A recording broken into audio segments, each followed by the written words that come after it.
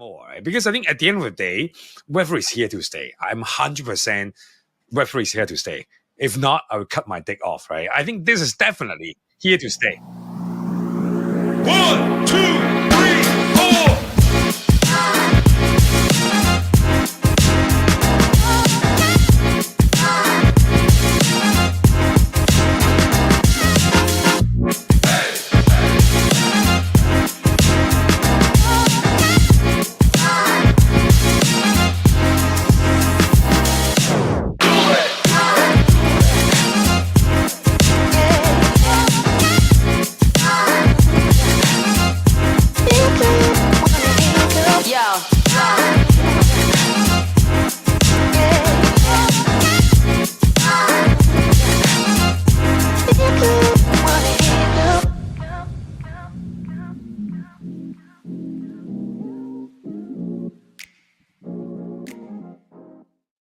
GM, everybody. GM, everybody. Good morning. How is everybody doing out there in the internets? Karen, how are you doing?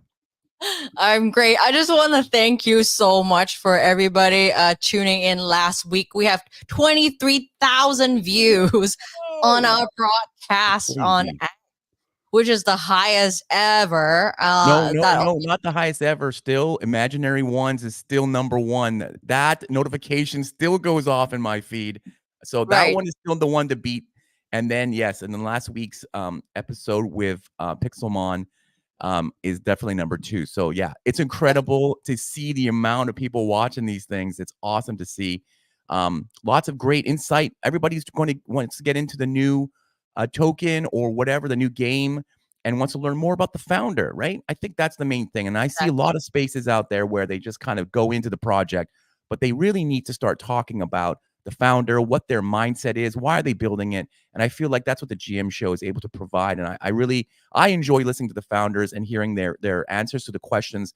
And I feel like we build it, in the short time, we build a bit more close relationship with what they're doing and kind of understand them, and especially these Asian builders for the world to hear from. Exactly. So if you're excited to be here, please show off some emoji love on X, YouTube, and Twitch. And we're broadcasting live with some exclusive video footage later on the show. And hopefully this show is going to top another show. And there's also X Spaces audio only version. So anyway, you want to enjoy the show.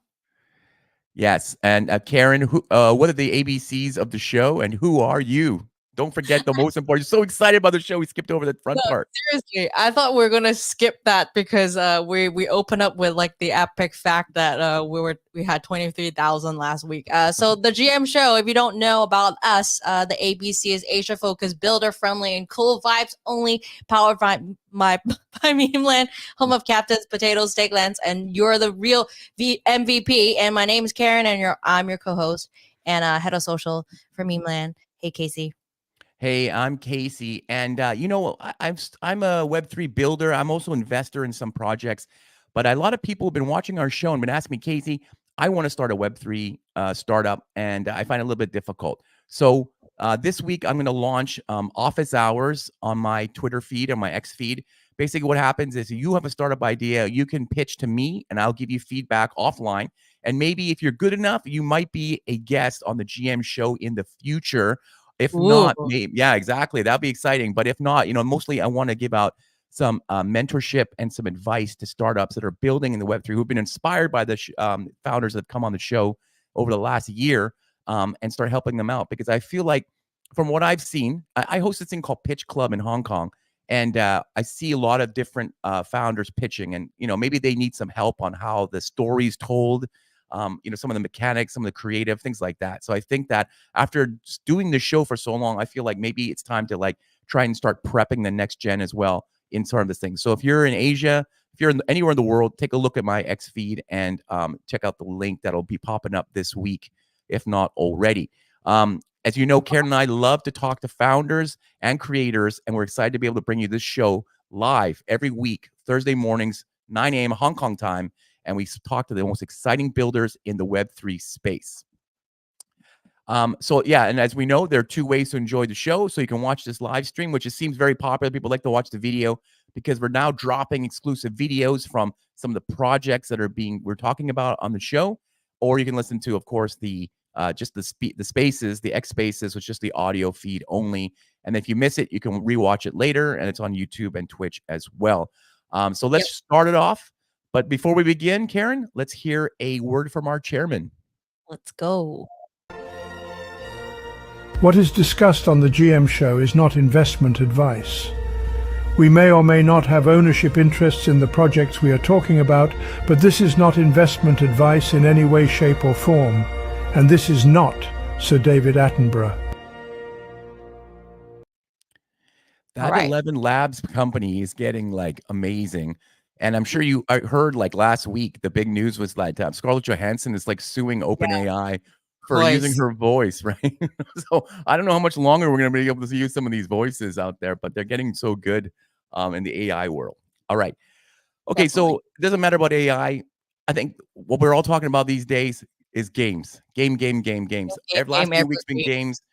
Web3 gaming is like blowing up. I saw the DApp report release these analysis on investment, over $1 billion US dollars invested in Web3 gaming in April 2024. Like not even a year, that's just a month. So when people say Web3 is dead, NFTs are dead, wow, I don't think so. They really, at least a lot of investors are believing in Web3 gaming, and that's the big thing. And I was playing this game called Pixels, right? This is the big game online that a lot of people spend time on it. It's like a Pokemon type game, right? You're walking around doing quests and things like that. Very high end. And I mean, if you're going to grind at some of these games, you might as well get something back, right? So I feel like that reward system is really attractive to gamers around the world, specifically in Asia. So today we have a company called Confiction Labs. They are pioneering collaborative entertainment that scales and evolves via the input and output of all participants. Entertainment that invites and empowers visitors, players, creators, and promoters to collaborative scale and evolve media assets in the universe. It is led by industry veterans with an average of 15 years of experience with 120 people on their team. They raised $6.5 million US dollars, led by Shima Capital and Alpha JWC. They've been building Riftstorm, a multiplayer co-op RPG with roguelite elements for the last 2 years. It is seamlessly integrated with Web3. In its recent playtest, it had the highest pre-alpha players during its playtesting week on Steam. Their mint is coming up. It's called Fict Zero, and it's an 888 supply Genesis collection. And we will find out when this is going to launch with our guests a little later. It's serving as an asset within the Confiction Labs ecosystem. It offers holders exclusive access to various benefits and opportunities, including exclusive franchise rights on top of their IP. Karen, who is our guest today? Yeah, he is a key figure in the Indonesian game industry, inspired by childhood vision of meaningful gaming experience. He pursued computer science and founded a successful game company. As CEO, he led the company to national prominence and international acclaim, earning a spot in Forbes Asia's 30 Under 30 in 2016.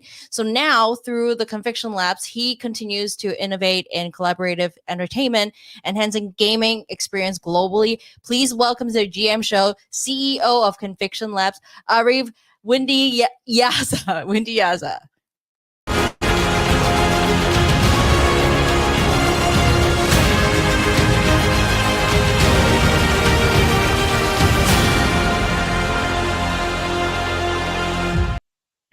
Hey, hello, Arief. GM. Hi, Casey. Hi, Karen. Hello, good to have you here. Since last time we saw you in Hong Kong, it's good to catch up again. Thank you very much for having me. Like, very, very delighted to be here. Thank you. So your name is Areif, but you go by Clawford on X. What's the backstory on that name? Yeah, what? It's actually my in-game nickname. Like, I used that since my high school. So yeah, that's my IG, and that becoming like my nickname in the virtual world. Nice. Awesome. Okay, so what we're going to do today is we're going to ask you 10 questions, the same 10 questions we ask every week to every founder, just to get some insight into their day-to-day life, what inspires them, and what lessons can they pass on to the next generation building in Web3. Are you ready for this, Clawford? Definitely. All right, here we go. Question number one, go. Karen, what is it? first question is, what's the one app you have on your home screen that not many people do? Um, I think that I'm pretty sure that not many people have is actually Happy Co. So it's basically more like a Yelp meet Google Maps for vegetarian because I'm a vegetarian. But that's not really inspiring. But I think like aside of that app, I'm actually use an app called Blinkist a lot. So basically, what they do is more like subscription-based app that they actually summarize a lot of like books. So I think I used that until like early 2023, and then I switched to more like AI companion app because now with AI, you actually like every day you could give them book and they could give like summary, like very, very good. A lot of LLM able to do that. And even like you give them like academic paper, they could do like a 2-minute summary of what the academic paper is. So now it's more like my daily driver. And now they, most of them able to use voice to interact. So it's actually getting better and better. So I think in a way, like intelligence soon will become like commoditized. So I think like how we're able to adapt ourselves to actually utilize that extra intelligence will actually help us function in the globalized world. Do you have Scarlett Johansson read your books for you? Um, Do you have sorry, Scarlett sorry. Johansson? Do you have Scarlett Johansson read your books for you on AI? No, just kidding. Yeah, I but use actually that's a great idea. That's a great idea, right? I use Blinkist as well, and I bought it last year, the year subscription, and they really dropped the price, right? And you can tell why, because just like you said, people are just gonna not use it anymore and just gonna use AI directly and subscribe to the AI to summarize these books. Yeah, because I did a test with it, and it's like super fast, and yeah, maybe it's even easier to read than the Blinkist, right? It's even shorter, and you can almost call almost any book because Blinkist has to have it in their system Yes. first, right? So that's And interesting that the summarizers are getting disrupted by the summarizers, right? So crazy, crazy world we live in. All right. Number 2 question is, what is something that has greatly influenced your life? It can be a book, a movie, an event, a family member, something like that. Yeah, I read a lot of books and met a lot of mentors like in my professional journey. But if I really reflect back, I think the biggest moment in my life is during my elementary school. So at the time, like I was a really very so I was born in Bali in a very north area of Bali. So it's Nice. practically it's pretty rural in a way. Okay. Like actually, yeah, it's very rural. And in those area, like I feel like I'm very curious child.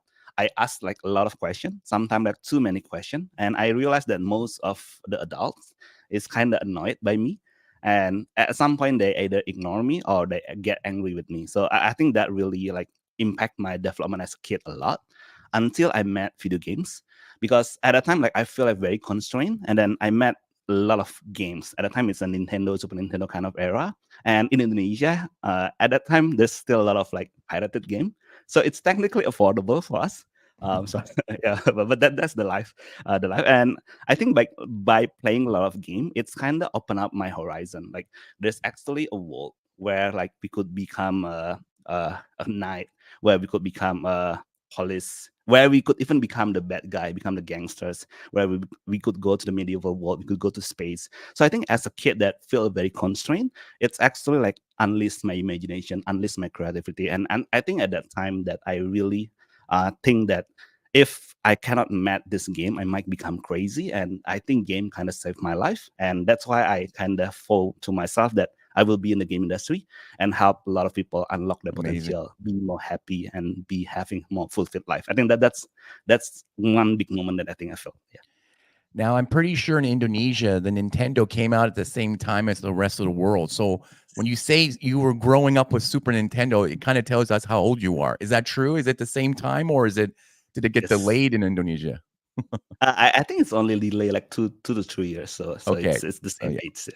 Amazing. Okay, good to know. You look very young, so I was thinking you're going to say PlayStation 3 I grew up with. But you're like Super Nintendo. Wow. Okay, good to know.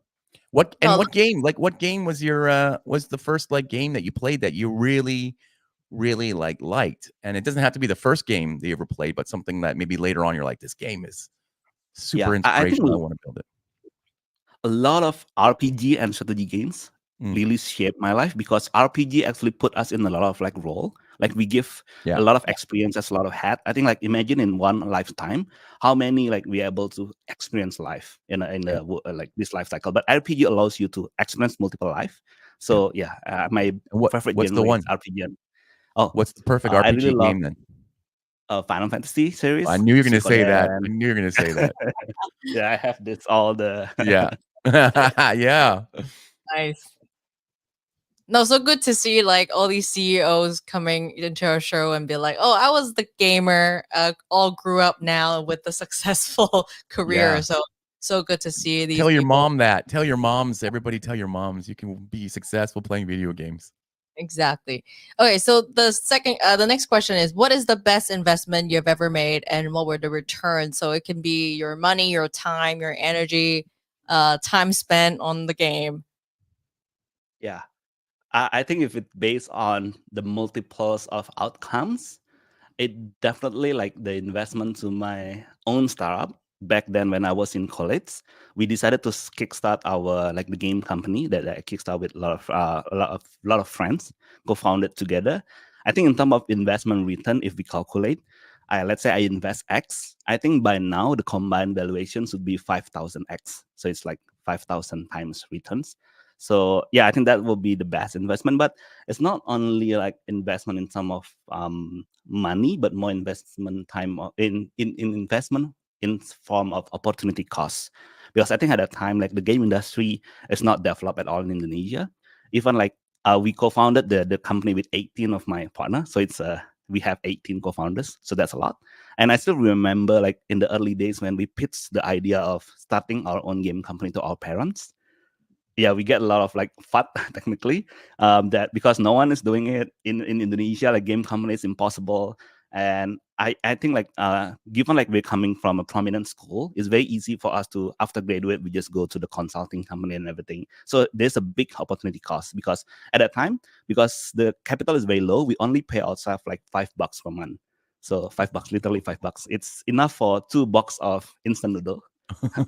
but we still using our money to live. 2 boxes, yeah, not 2 packs. 2 2 boxes. boxes. Yeah, 2 boxes. Yes.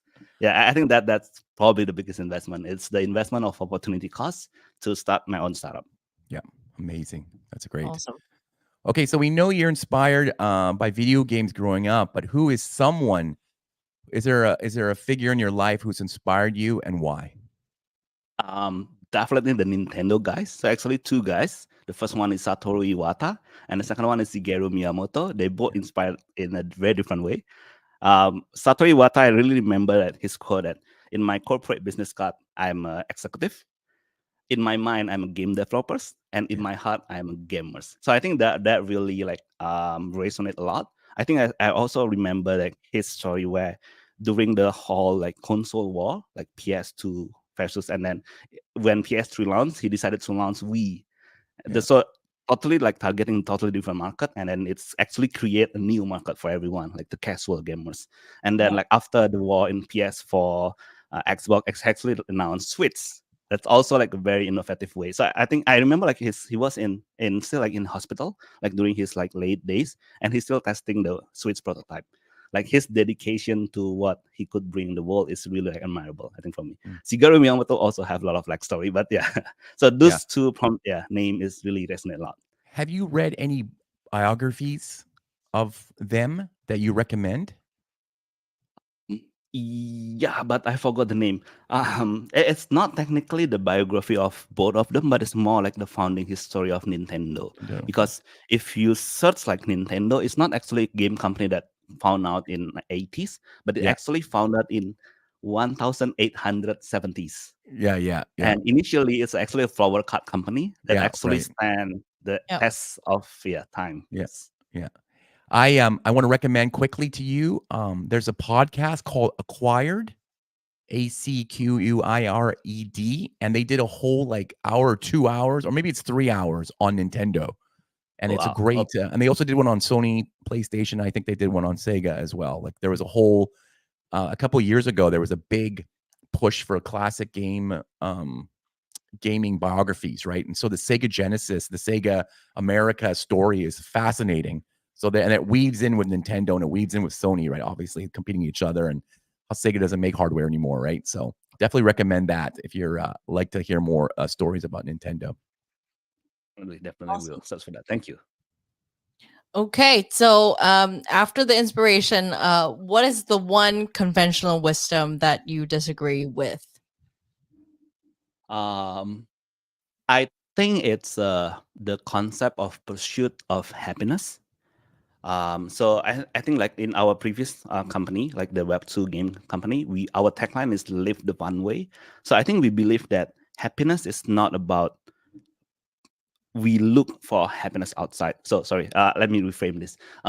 There is a book called The Happiness Project. So I think that the book tried to kind of like debunk what is happiness. And I think one quote that I still remember from that book is that happiness is not about looking out. Let's say the house is ours, like room or maybe like our concept of mind. Happiness is not about looking something out there, but to appreciate what we have under the roof. So I think like happiness it's not something that we look, but it's something that our mind kind of like settles in because it's more like a conscious loop where we are able to appreciate everything in our life. We feel more happy, and we feel more happy. We'll be radiant, we'll be more positive to other people, and actually attract more happiness to us. And could also works back way when we kind of didn't really like what we have at the moment, and we cannot kind of shift our mindset, so it's becoming spiraling down. So the concept of looking something for out there might be not really the best way to be content and fulfilled with our life, but by looking inside, trying to appreciate small things that happen in life, small things that, whoa, we're still breathing today, oh, we're still able to tweet GM today. So I think that small things will help us to appreciate life and be more happy and be more fulfilled. That's very smart. I think that's very deep as well. Very good. All right, next question. What is one piece of advice you would give to a first-time founder building in Web3? This is a hard question because I believe there is like two school of thought. Yeah. So I think there's a school of thought of a very fundamental kind of founders, and the other school of thought is a very opportunist kind of founders. So the second one is more like saying what is the best opportunity in the market and grab it as fast as it can. Maybe even the startup life cycle is only like 2 months, 3 months. It's okay, grab it. So it's more like because the moment is now. It's more like very momentarily driven. I'm more into the first school of thought, more like fundamental. So I believe that if founders want to go to this school of thought, I think the best tips is to be very hyper focused on the problem discovery and then try to innovate on the solution and then try to search for the solution problem fit. Because if they're able to find it, scaling is way easier problem rather than like trying to scale as fast as we can and then try to grab attention as fast as we can and then fight with the momentum. So I think that one is very tiring for people like me. So I think I prefer to solve more fundamental problem because eventually it will come out. It's just more on the timing. Great. Sounds good. Great. So I guess like throughout the years, you must have had some advice from different people, from your parents or fellow gaming industry people. So what's the worst piece of advice you ever received? Yeah. I think with all due respect for all the people that giving the advice, they try to give the best advice from the knowledge, like the scope of knowledge. So I think Yeah. it's well intended, but I think let's say because I'm still very new in Web3, so I met with a lot of like Web3 community Web3 people also and get a lot of advice. I believe it's very, very well intended, but I realized that most of the advice is very myopia. Like they only see like what's happened in the past 3 months, and that's actually the best way to go, just because it's kind of proven in the past 3 months. And what happened in the older than 3 months is not the meta anymore. Most of people actually saying this without analyzing why it's that happening that way. So I think it's more important to us to know why this meta is actually successful at this moment and try to learn from that rather than we copy this because it's proven in the last month kind of thing. So I think if we go with that way, we are very short-sighted and we always chase where the ball is going next. Not actually we planning to wait and then wait the ball to come from our side as we plan. So I think, yeah.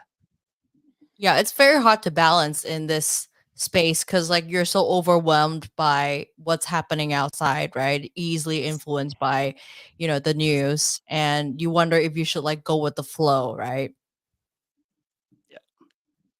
Agree. There, do you know hockey, Clawford? The sport hockey. There's a Oh yeah, famous yeah. quote. There's a famous quote by Wayne Gretzky, one of the famous hockey players. He always said, "Skate to where the puck is going to be, not where it is right now." That's always what he I said, and like that. it's a great startup advice piece that people always like to use. Even I like to use that. All right. That's So let's actually get into your like history. Sorry, excuse me. Let's get into your history in Web3. Since you said you're not into it very long, how did you get into Web3? So my first exposure of Web3 is basically back then when I was I think like right above college when I start the company Web2. I studied about Bitcoin, and then I studied the system because I'm coming from computer science. So I learned about that. So this is actually very cool implementation. I'm still regretting to this day that I didn't I didn't mind. But that's the first interaction. And then I think in 2006, when everything is bull, like a lot of my friends actually trading. At that time, like I also like a lot of ICO at that time, like there's a lot of trading around. But I also didn't come into Web3 because I still think that I am still asking like what is the value that I can bring to the ecosystem, because it seems now it's still at that time it's still a very zero sum game. And then like in the 2021, one of our angel investors actually again like nudging me to see the Web2 game, because at the time there's a hype of play to earn and then everything is coming up. And at the time I tried to relearn about Web3, and then especially fascinated about the ethics, fascinated about the goals of how to like kind of decentralize and make everybody able to have the ownership, have the upside. I think I'm really fascinated with that goals, and still thinking that a lot of the focus on profit might become a short-term distraction. But still, that actually what invite everyone. And then so I entered Web3 in 2022. Yeah, early 20. Oh, sorry, end of 2021. Yeah, so that's the main reason. So yeah. Okay. Great. So when you get into crypto, I guess like did you get into NFT? So what was your first NFT and what did you learn from it, and do you still own that? So yeah, so actually the first starts of that is basically because I'm in the game industry.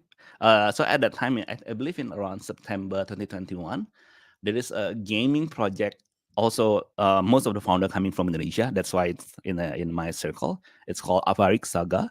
So that's actually the first NFT that I'm in. I follow all the whole main process. I follow the community progress and the rise, and then when the bear market coming, and how the team. I think the team is still like building until now. I think they will have some announcement soon. So yeah, I'm still holding it until now. But a few NFT that after Avarik I actually mint, and some actually flip on a very good amount of it. Yeah, so I learned that way a lot. And yeah, really grateful that able to be exposed with a lot of like projects. What did you learn from it, though? Did you Yeah. learn? I mean, obviously, you're watching these things to develop your own game too, right? I'm assuming. Yes, I think the biggest learning, not only from Avrik, but most of the Web3 game that launching at that time, is that the community expectation of what game development process is actually very short term. Like people expect we could make a Grand Theft Auto in 3 months. So Grand Theft Auto is built for 10 years with 5,000 people. So I think the expectation is not realistic. But the problem is like a lot of project founders is also not trying to educate, but at some point it kind of become fake communication that actually translate to overpromise. So that actually becoming a mismatch of expectation that make the community actually felt disappointed. So I think that's the biggest learning, is that we really need to communicate and educate. Not really educate though. I think like really share what is the fact and then communicate based on that. Okay, so I guess that's great segue to the last question then, because that is the question: is what is one misconception about Web3 gaming, or let's just say gaming in general, that you want to change? And obviously, it's people think a game can be made in 3 months, which is not true, right? Like, what is a typical timeline to make a, like a mobile? I don't know. Are you guys making a mobile game, and you're making a PC game, right? So it takes even longer. There's a lot of asset development. Can you make not going too deep into it, but maybe kind of outline the progress wheel for making a game, something like you guys are doing with Riftstorm? Yeah, so I think for a game that is supposed to be like online multiplayer, I think the safest like timeline should be like 3 to 4 years in some of development. So it takes a lot of time. Yeah. But Yeah. usually like in the second year, it's already like some play tests could be done. So that's Right. actually the general expectation. Okay. I think the fastest game development they're able to churn it a lot is a lot of like developers from China. They could like do it in 18 months, but because they have few thousand people, like yeah. But in normal time, I think it's 3 to 4 years. That's the expectation. Wow. In some of like Web3 game expectation, when we first enter the space, there's a lot of like consensus or like the what is Web3 game, what is the changes that the gamers need, and a lot of like talk from ownership, interoperability, and composability. I think the biggest problem, because we coming from a Web2 background, we always try to test the market directly. So at the time, I remember that we do a market survey, mainly to US market, about concept of ownership. And then we actually realized that most gamers love the concept of ownership, but they don't really care whether it's decentralized or centralized, as long as the centralized partner is someone that they trust. For example, like if most of them own a Steam account, they trust Steam. They trust Yeah. their asset on Yeah. Steam. So they have no issue with it being centralized, because blockchain actually solves trust. And it's also coming with the interoperability but that is going more and more technical. But I think decentralized technology technically should solve trust. And the problem that most people are currently solving is not trust problem, but actually decentralized technology should solve trust. But I think that may be like the blanket statement for the specific Web3 games. Yeah, right. I'm also impressed or surprised that Steam just lets Web3 games. I mean, they're like an app store, right? They kind of like, they still have to vet the games that are on there, and they seem to be fine with releasing Web3 games. I think Steam really still have a very tight policy on RMT, real money trading. Yeah. A promise of play to earn. So Okay. a game that actually campaigning that if you play the game, you will get money. I think that They would won't be let really, those games on. Yes. I think if it's all about the technology, it's still okay. But I think most of the market now like equates the NFT world with either play to earn or Right. scam. Right. So it's kind of like already like bad branding, the NFT itself. So Yeah. I think it's a problem that everyone in the industry faces. And then when you release your games into Steam, you don't mention play to earn, NFT, anything like that, right? Yeah, I think we not only mention. I think we mention most on the what we try to build on our website and things. But I think on the game side that we actually do playtest on PlaySteam, on Steam. There's not yet any Web3 element. There's no NFT. So it's pure like a Web2 part of the game. So I think now we're still like talking with most of the store to ensure that we still align and compliant with the policy guide. So it's not only with Steam, but most of the major like publishers, major distributor, we still need to talk with them and comply. I think there's a lot of like Okay, that's great. So what are you hearing then? Do you think they're getting more and more open to bringing these games on? Because I feel like they are, right? Because the game investment is so high now. These games are coming whether they want it or not, right? So they're not going to want to lose any of the cash that can come out of these games, right? So do you feel that they're starting to change, or do you think they're still very hesitant about bringing these games on? Yeah, I think navigating the policy is very hard, because I think the biggest problem is the RMT and money laundering. So I think that part we need to solve first on the country regulation first, and then the regional regulation, and then the store policy could follow. I don't think that they will act by themselves, that they will change their own policy, but still didn't comply with the whole like, country regulation. So I think it's a very big problem, because the country regulation is not yet shaped to it. But I think the good news is that more and more government, I think in the world, is actually now embracing the technology itself and trying to find a way to regulate in a proper manner. And I think if that's coming into more countries in the world, I believe that the store policy will, because I think it's not about the store policy or what they want, but more it's what they need to do to be compliant. Yeah. And we need to be also compliant too. Yeah. So I think that's the challenges. I don't want to give any airtime to Donald Trump, but he was he was on the internet the other day, pro crypto all of a sudden. So Yep. who knows what's going to happen in America after November, Make right? Could be NFT great exciting. again. What's that? Yes, yes. Make NFT great again. Yeah. That would be amazing to wear those. I'm sure those hats are already going out now. That's amazing. All Yeah. right. Okay, that's Okay. great. Clawford, those are the beginning of our questions. Now, Karen, what happens now? Yeah, I don't want to give out too much before we go into this session, but I think we're going to deep dive now into like what are you building, because I think people are very, very excited, especially today. Some news coming up. So what? Maybe we can like look into what are the games you guys are building first. I think like Yeah. that's the most exciting project. Whoa, look at and this. really good stats that you guys have in the playtest. Yeah. So this is the game that our first game. It's called Riftstorm. So I think imagine like Diablo with Second Amendment enabled. Wow, it looks amazing. Thank you, thank you. How big is your So we've been team in the- developing this? This one is 120 people. We've been Wow. developing this for 2 years already. Wow. So this is coming up next year. Is there a timeline or a roadmap that you guys are working on right now? So we're still aiming that we're able to do the early access or like open beta or open alpha. It depends on the term. Around first half of 2025.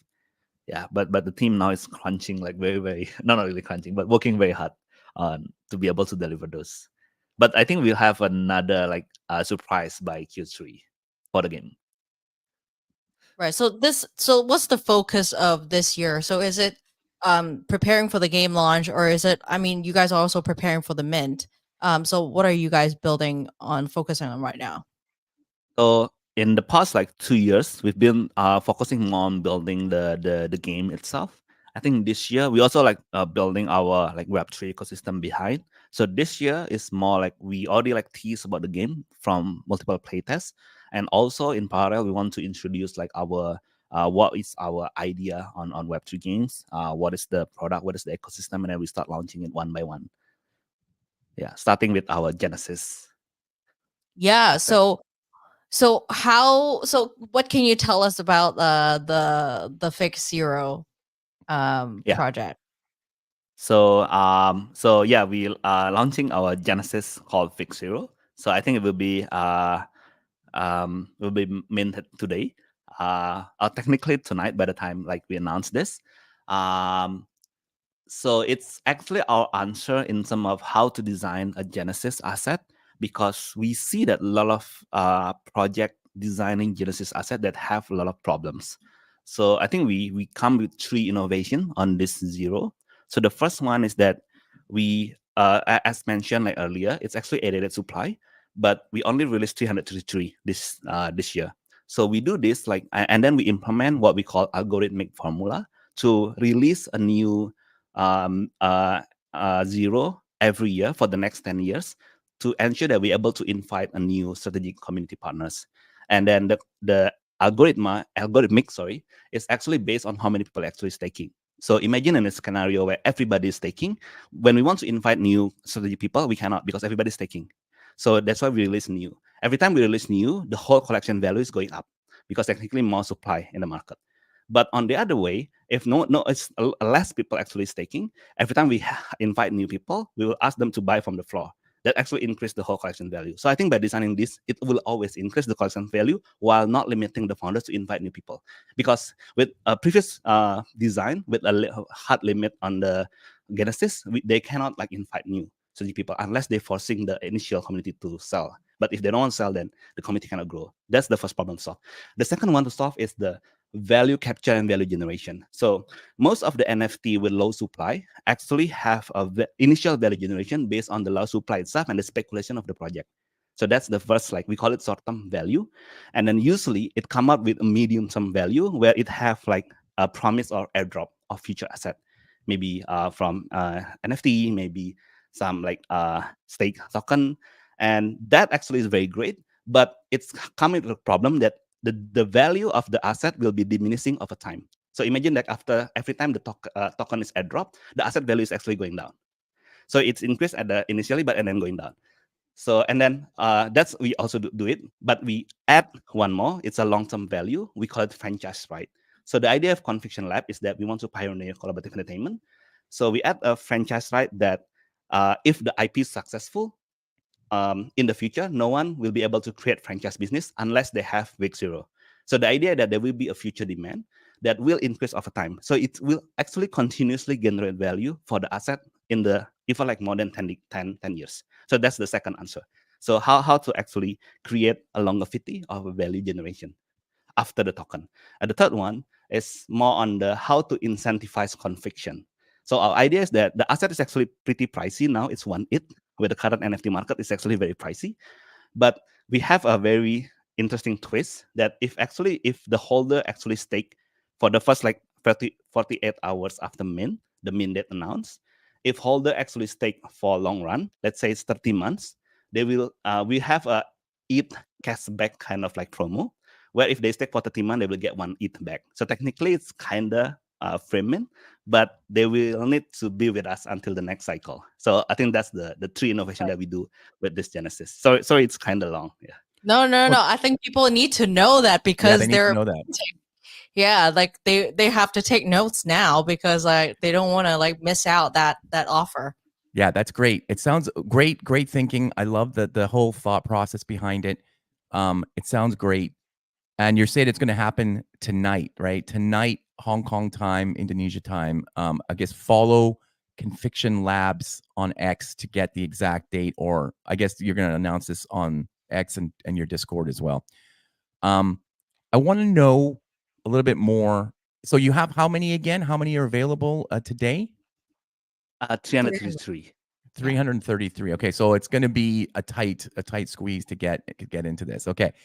And you kind of went over this, but the next question is kind of like, why did you start this? So if you've raised $6 million, this is more of a community token. It's not a pump token. It's not, is it going to fund you guys anymore? Or like, why, what is the actual usage of this besides what you just mentioned? And why now are you doing this? So I think the goal for the Fict Zero for us is not really for fundraising, but it's actually to onboard like strategic partners to grow with us together, like to grow the community together, grow the industry together, grow our vision together. So I think that's the main goal. That's why we have the incentivizing conviction methodology where they could get it for free. So I think that's the main intent. And I think the main reason why we start the whole like Confiction Lab is actually I have something to show if okay, yeah, if it's possible. Yeah. So all right. So the main goals. We love a pitch. We love graphics on the show. Thank you. Yeah. So the whole idea of why we actually started Confiction Lab is that we believe there is a opportunity that we could pioneer the next stages of entertainment. We call it collaborative entertainment. So I think if we go back to history, do you know what is the first game ever created? Like the Pong. first video game ever created? Pong. No. Pong. Yeah. Pong. So Pong is actually close because Pong is created on 1970, but actually before Pong in 1957, there is a bored MIT student, a physicist. They're actually very bored on the lab, and then they tinker on the oscilloscope, and he created tennis for two. So technically, it's the first video game ever created on voltage measuring devices. And but at it's like time, Pong, right? It's like Pong. There's like a. It's like Pong. Yes. Yeah, it's like a back and forth. Yes. Yeah. It's the ancestor of Pong. Yes. So Pong is the more fun version of that game, tennis for two. And if we see at that time from the 1950s until 1970s, there is no game industry. Why? Because there is no outlet to actually introduce the game itself. And then if we see like the game, actually every time there's new technology, it creates a whole new cycle. The first cycle, basically coming from 1970 to 2000, is driven by semiconductor. So at the time, like PC is booming, like Apple PC, IBM PC, that allows everybody to have personal computing. It's either console, arcade on the bar, or at home, PC at home. And at that time, the problem to solve is fun. Everybody's solving fun, and then it became the big game industry. And then the biggest winner is US company, Activision, Blizzard, Europe company, Ubisoft, and Japan company like Nintendo, Sony. So that's the first cycle. And then you see in the late 90s, it's not growing anymore. It's stagnant. Sometimes it's down. And then the next cycle is coming in, basically driven by two technology. The first one is actually mobile, that allows everybody to have devices. And then the second one is internet, that simplified distribution. From my city at a time in Bali, every time I want to go buy a game, I need to drive for 15 hours to get game. Wow. Internet of that. You're a Yes. fan, that's for sure. Wow. Yes. Yeah, I need to beg my parents to go that far. And then, yeah, the second cycle is happening. Basically, the next problem to solve is adoption. How to make 3 billion people play games. Interestingly, the solution, the question is the search for business model, and the business model is actually free to play. It's a business model that mimic the web distribution model. So people that have not many like stipend for luxury things like games, they could play for free. But people that have $1 million income per month could spend 100K in the games. So that actually make the game industry grow 5x. And the biggest winner, basically, China company, Tencent, NetEase, Korean company, Nexon, NCSoft, and then Nordic company like Supercell, Kings. And we believe now the next cycle is happening, because if you see the past 3 years, it's not growing. It's actually declining, like the whole game industry market. The next cycle will be driven by two things. The first one is actually AI. AI will solve what we call capability gap. So before, for anyone to actually becoming productive in game industry, they need to learn computer science, they need to learn how to draw, they need to learn how to create music. But AI will actually solve the capability gaps. So now imagine like every gamers will be able to contribute, whether as a content creator, as promoter, as a creator, as a programmer, as a level designer, everything, game masters. And then it will create a new problem that there's too many content. And then blockchain will actually solve trust. And then it's also give people like alignment of incentive. So I think these two problem will actually solve, these two technology will actually solve the next problem to solve is economy. How to create a sustainable economy where every actor is actually value generating. And then our thesis for that is collaborative entertainment. And we believe that there's a 5x potential. And the next winner should be not coming from this country, because they're already established on the old game. It's very hard for them to pivot. For example, like the US Europe company at that time, they don't want to sell the game for free because they already sell the game for $60. Why bother? Yeah. It's the same. Like most big online game company, they don't want to. Why I need to give some revenue to the community? I could take everything and still grow. Yeah. So I think that is a good window of opportunity that a new player could come. I think that is like our main focus. So sorry, it's also long pitch. No, that's No, great. no, I love it. I love a TED talk about gaming. I love a TED talk. I love it. Yeah, especially about gaming. It's great. Okay, so this is the question I asked you guys on the stage, right? And we're gonna replay that show on the GM show later.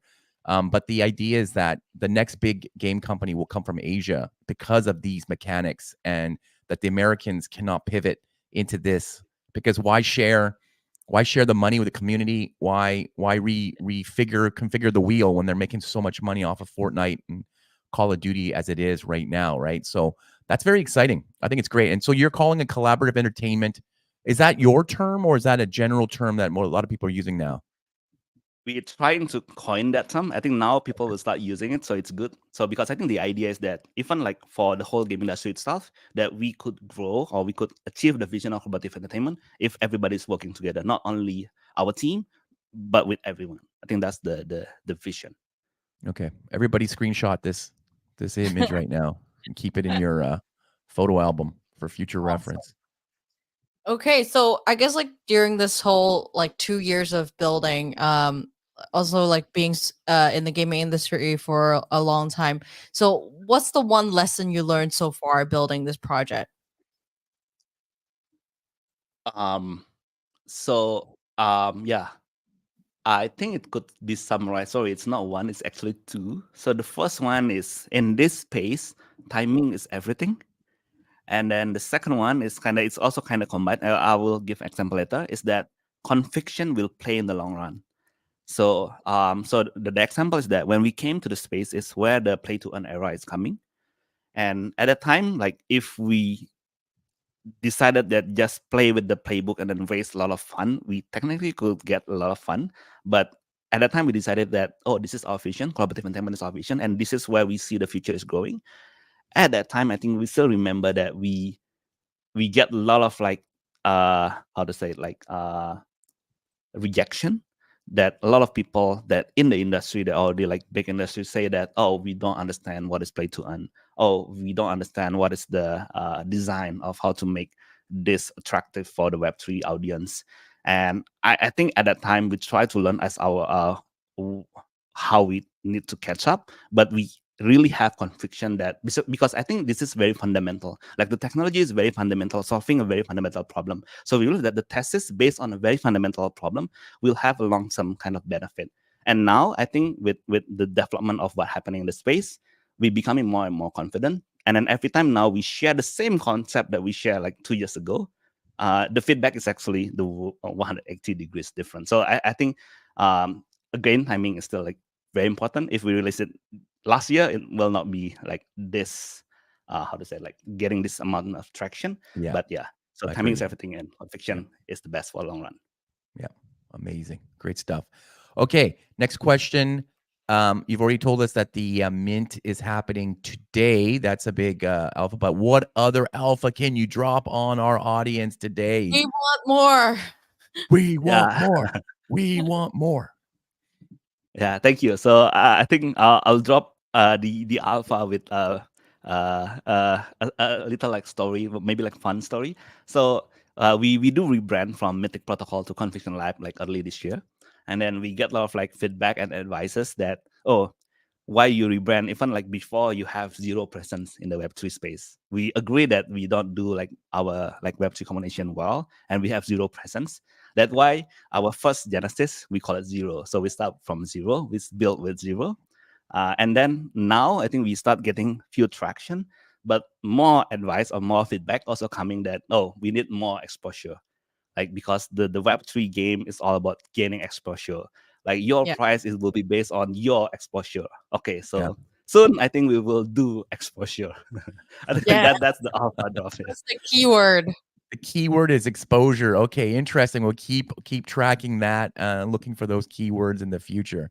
We probably shouldn't put this as the title, Karen, because people will just zoom to this part in the thing. When they see the word alpha, they're just going to zoom to this part and not watch the whole thing. No, yeah, like I think I will change it to a secret code or something. Yeah, right. Exactly. So we're coming to the end of the show. I would think we also want to know more about the future, like looking into maybe the next 6 months. What is the future of the gaming industry? What do you see that's going to happen? Yeah, Or what like kind of trends? Yeah, you see what are you guys trends. focusing on? Yeah. The Web3 gaming industry or more like the overall gaming industry? Web3 specifically, I think. I think that's what everybody's excited about. Like, there's $1 billion of investment in last month just in the space globally, right? That's a lot of money to put into some market that people are like still iffy about, right? So that's a huge, sign going forward. But what do you guys see in your community, in your ecosystem, maybe in Southeast Asia, even just looking at that? Because, we see there's a lot of activity there.